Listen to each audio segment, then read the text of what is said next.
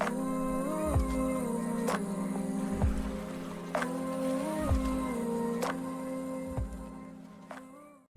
today's video, I wanted to just do a meta-analysis video.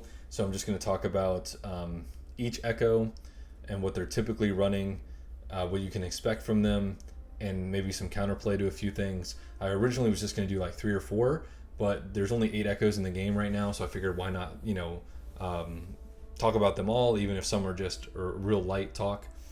If this isn't your type of thing, I still am going to do PvP at 6 p.m. Central Time for the stream on YouTube. But if you like these conceptual videos, please tell me and show it in the video, because they don't seem to do as well as just the strict PvP, which is completely fine. But I still want to throw in a guide, every now and then. And also the stream VOD of PvP will be on the channel as well, if that's what you're on the channel for. So, and I just want to thank everyone again for the likes and the comments and support. It's been really great. First stream I did was on Twitch. It was like 12 people. Second stream was on YouTube. It was like 50. Third stream, which was yesterday, I had over 100 a few times, so that was really cool. But yeah, by no means are these the best deck lists for each echo. These are just generally the type of things that you'll be seeing.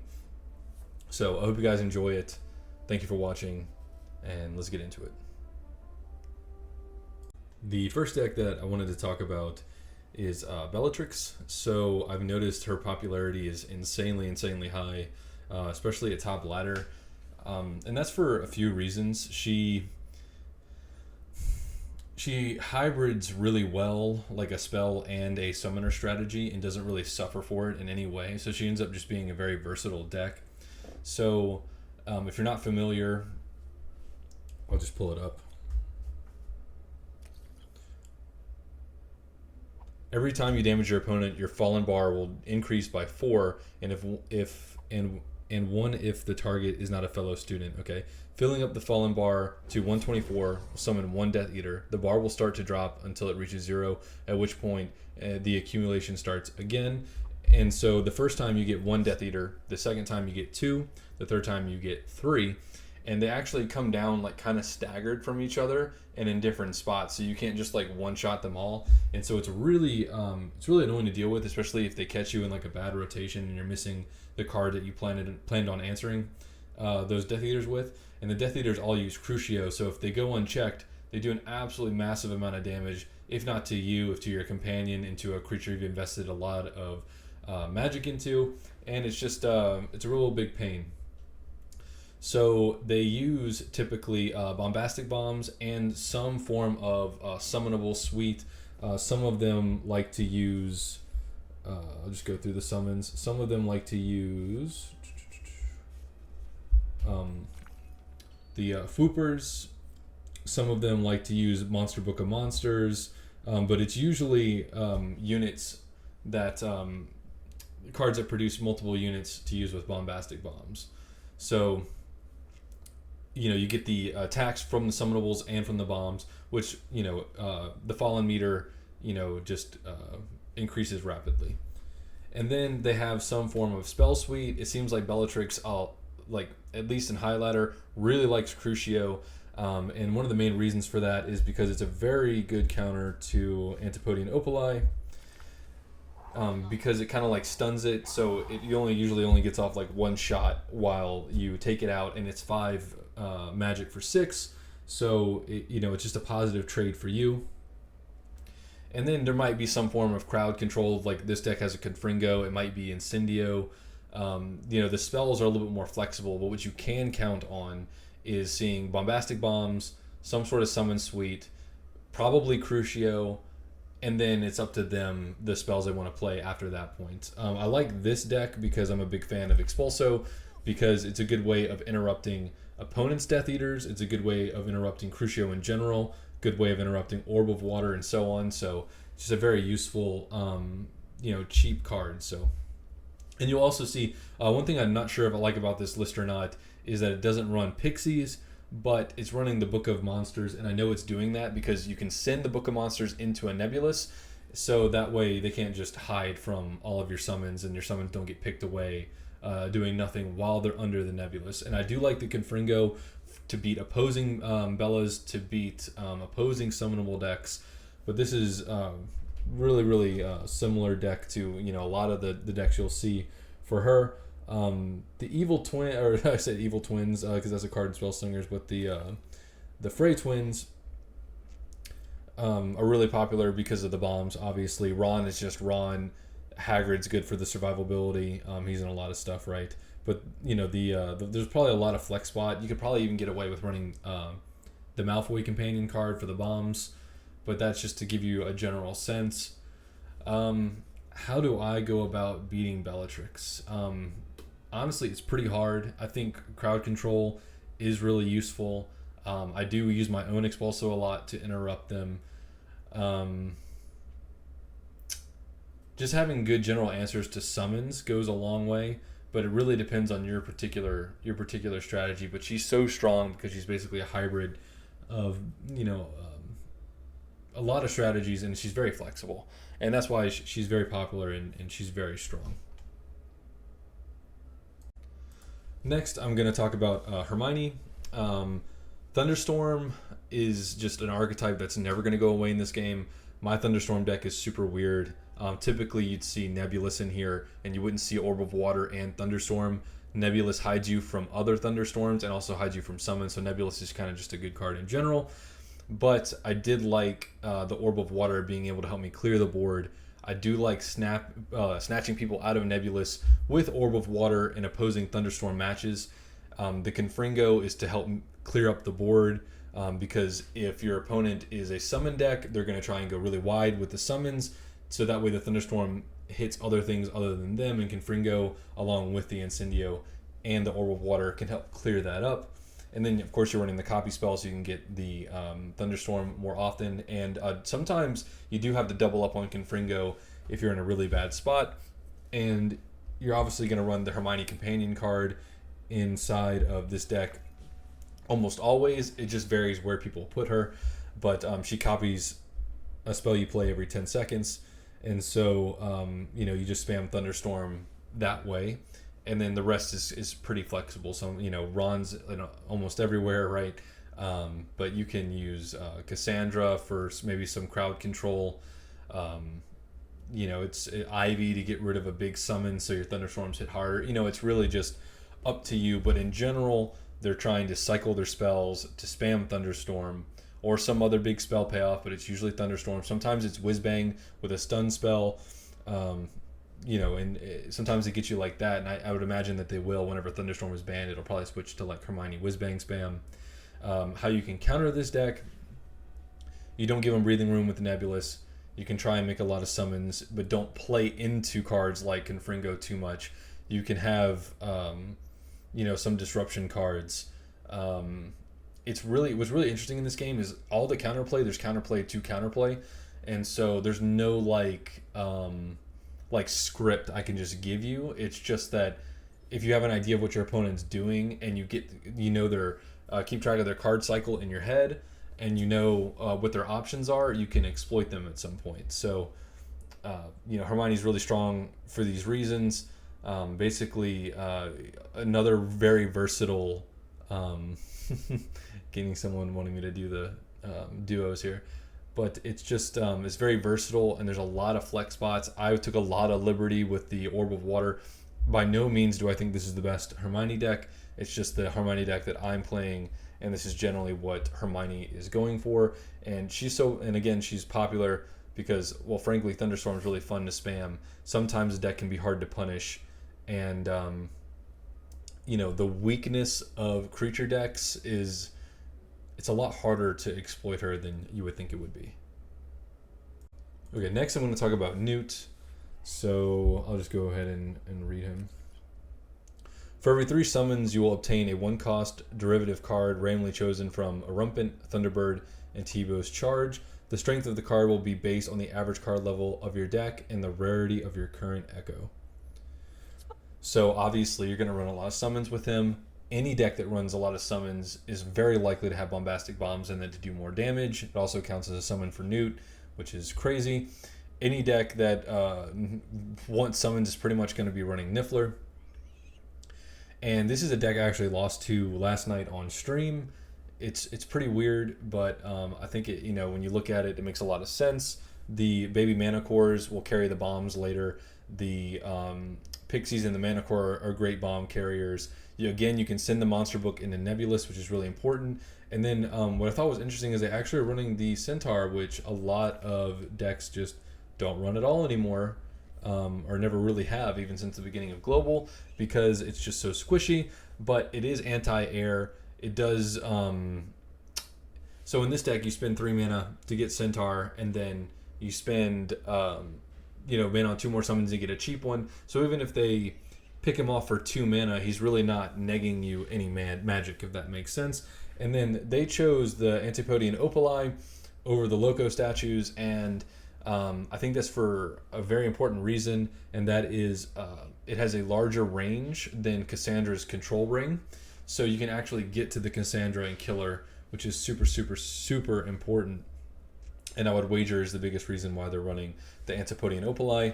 Now, counters to Newt would be just Snape in general, because of his passive of getting a Sectum Sempra every other time. Cards like Confringo, just your crowd control cards are really, really important. You can get a favorable trade up on the Pixies with Expulso, for example. Cassandra is a big problem for Newt. So if they have a good answer to the dragon, Cassandra might stick around for a while. Ron can help you clean up the board a bit. So while he's popular, I don't think he's even close to the strongest deck right now, but he is a lot of fun. And the general scheme of Newt will look something like this. Okay, the next Echo I'm going to talk about is Neville. I posted a good bit of Neville content on my channel already. I really like him. This style of Neville is something that I wasn't going to try with Neville. I was going to try with Harry whenever the Harry companion came out, because he generates basically a Protego Totalum like orb as a companion card, and I call it the Fortress build. But it seems like it's possible with this Neville deck. I got completely locked out of a game with the Sidelong apparition, so you can bring all these companions, if you notice, are all stationary companions, so you can move them across the board, so they won't die to Venom, they don't die to just all these different things. Maybe I'll find a way to turn off the request whenever I'm recording. And they heal them a little bit, which is important. The Time Turner to get more copies of Neville, obviously. The Kevin to make the Neville healing stronger.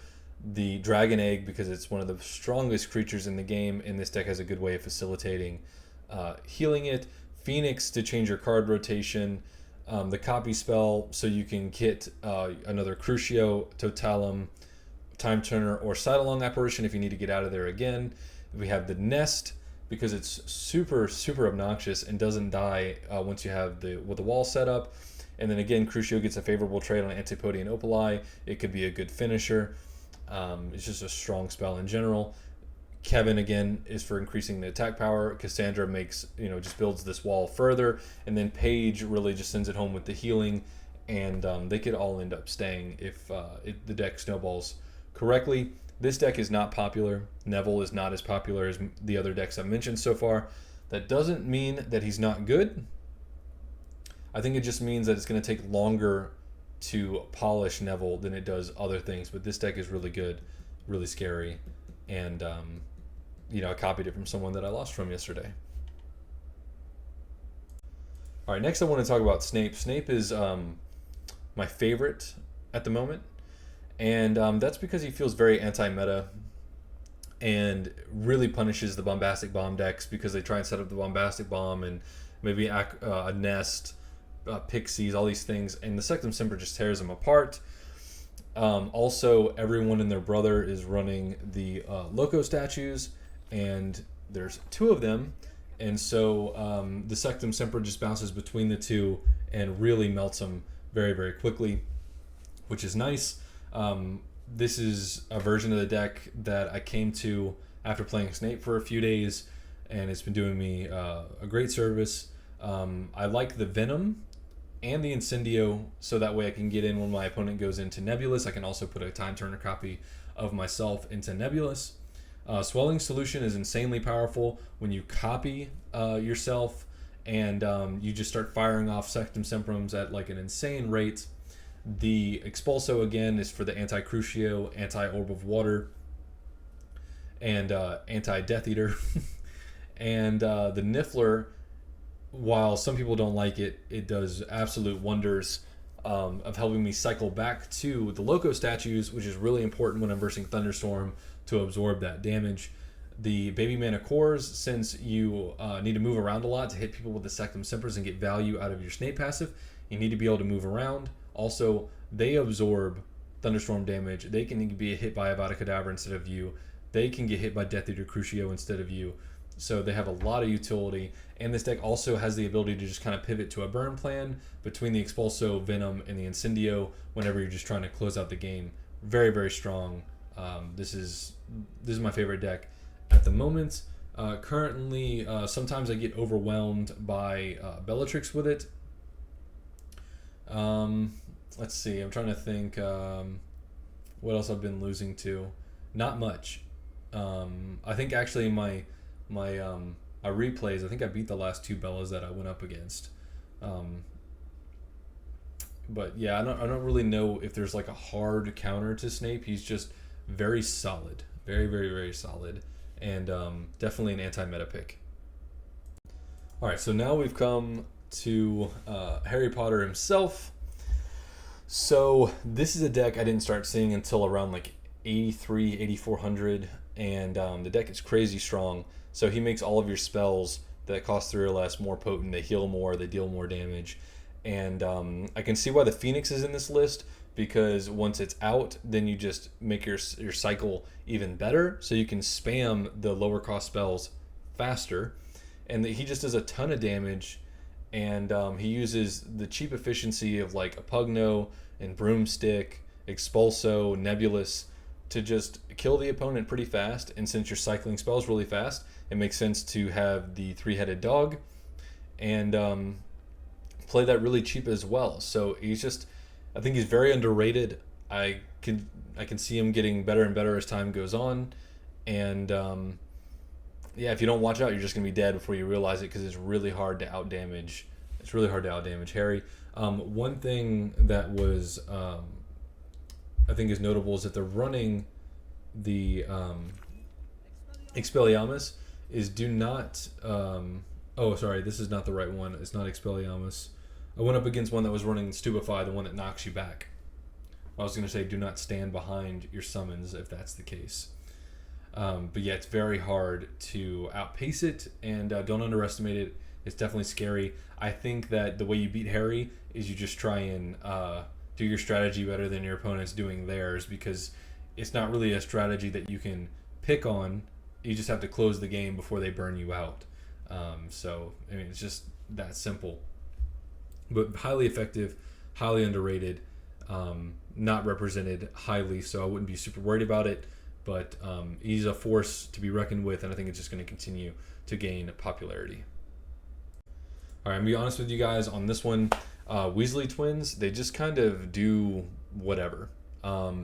So you're going to just cycle the 3 companions you think the best for the meta that you're in, and then pick the best cards. I couldn't find any consistent Weasley builds from any of the replays online. Nothing. So it's just like, you know, I think you can just make them do whatever you want and choose the best companions that are anti-meta. I did see a lot of lists that were using Opali and the Loco statues, but some were running Bombastic Bomb, some weren't, some were more spell heavy, some weren't. This one has a very heavy emphasis on creatures, and then, you know, you've got your board control companions. You've got Ron, Cassandra, and Ivy to spam to try and win the board. So this particular list is trying to win the board and make sure your opponent doesn't win the board with the companions that they're spamming. Don't see it very much, but again, I think it's another underrepresented deck that is on the rise. And I suspect that they'll gain more popularity when stronger and stronger companions come out, like McGonagall and Dumbledore and such. Okay, and lastly we have Dobby. I don't know why Fire Crab's in this deck. I don't know. But it's really common to have Inflatus, Nebulous, the copy spell, Avada Kedavra in Dobby decks. And I wouldn't be surprised if Expulso was also very common. So there's basically like 3 cards in here I'm not sure about. And I'm sure there's a lot of different things that you could be running, but basically you're hopping around the board with Dobby's passive, and then stunning, and then sniping with Avada Kedavra. I've seen players have like multiple Nebulouses out. They bounce between the Nebulouses with Dobby's teleport, so your opponent doesn't know which one you're in, and then they snipe you with Avada Kedavra from the Nebulouses, which is really scary. I recommend just body blocking as hard as you can, and trying to feel out when they're going to go for that Avada Kedavra. And just try and swarm them, because the deck is really scary. It takes a lot of skill to pilot, which is why I think it has such low representation, but I think it will be ever present on the top of the ladder, and it will just continue to be more and more of a thing as time goes on. But with Flitwick and Luna and Newt and all these summonable decks, I would just try and put something in front of you, even like a Time Turner copy in front of you, things like that, to just try and make it as hard as you can for your opponent. Baby Manicoras you could use to move around the board in an irregular way, make sure you don't get hit. You could use Dobby yourself to try and jump out of the way. There's a lot of counterplay, but if you get caught, you're dead. And so that's what makes the deck so exciting to watch. And even when you lose to it, even though sometimes it feels cheesy, it is what it is, right? They did work for it. Well, those are my thoughts on the current state of the game. I'm not saying that the list I showed are the best lists for each Echo by any means, just trying to give people a general idea of what to expect, what's going on, a little bit of counterplay to each thing. If you like these kind of videos, let me know. The conceptual videos don't seem to do as well as just the dueling ones do. But regardless, I appreciate all the likes, the comments, support. It's been great. Stream's been, getting more people in every day. Thank you guys for watching, and I'll see you tomorrow.